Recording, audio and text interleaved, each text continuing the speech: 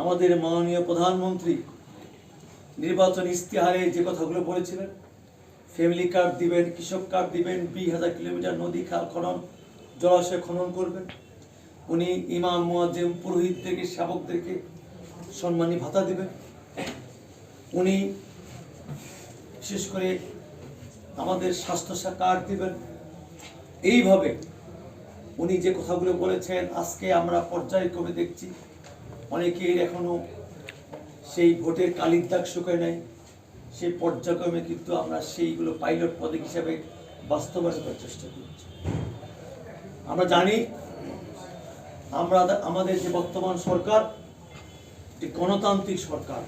বাংলাদেশের 13 কোটি মানুষের সক্রিয় অংশগ্রহণের মাধ্যমে দীর্ঘদিন পর যে একটি অবাধ সুষ্ঠু নিরপেক্ষ নির্বাচন হয়েছিল, সেই নির্বাচনে জনগণের ম্যান্ডেট নিয়েই আমাদের দল বিএনপি, আমাদের সংসদ নেতা মাননীয় প্রধানমন্ত্রী তারেক রহমানের নেতৃত্বে আমরা একক সংখ্যাগরিষ্ঠ পাই নাই।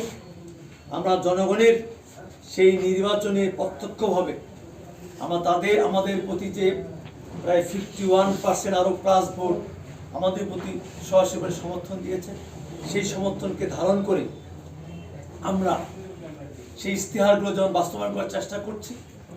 এর পাশাপাশি আমাদের বিরোধী দলের অনেক নেতৃবৃন্দ জুলাই সনদকে নিয়ে, জুলাইকে নিয়ে অনেক ধরনের বিভ্রান্তিকর কথা বলছেন।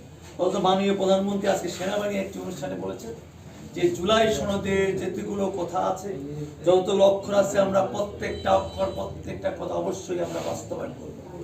তবে অনেকগুলো বিষয়ের উপর ডিসেন্ট ছিল, সেই বিষয়গুলো আমরা সংসদে আলাপ করব, আলোচনা করব, যার মধ্য দিয়ে আমরা এইগুলো একটি সমৃদ্ধভাবে আমরা সিদ্ধান্তে যাব, যার মধ্য দিয়ে এই বাংলাদেশ যেন আর কখনো কোনো নব্য স্বৈরাচারের জন্ম না হয়, আর কোনো নব্য স্বৈরাচার জন্ম হয় যেন আমাদের এই জুলাই আন্দোলনে আমাদের প্রায় 700-র বেশি ছাত্র জনতা, শ্রমিক, যে আমাদের শিশু কিশোর শহীদ হয়েছে, আমাদের 30,000-ও অধিক আমাদের ছাত্র জনতা যে আজকে চক্ষু হারিয়েছেন, কেউ পঙ্গু হয়েছেন, কেউ হারিয়েছেন, এইরকম যেন আর কখনোই কোনোদিন কেউ স্বৈরাচার হতে না পারে, সেই জন্যই আমরা সেইভাবে ঐক্যবদ্ধ কাজ করতে চাই।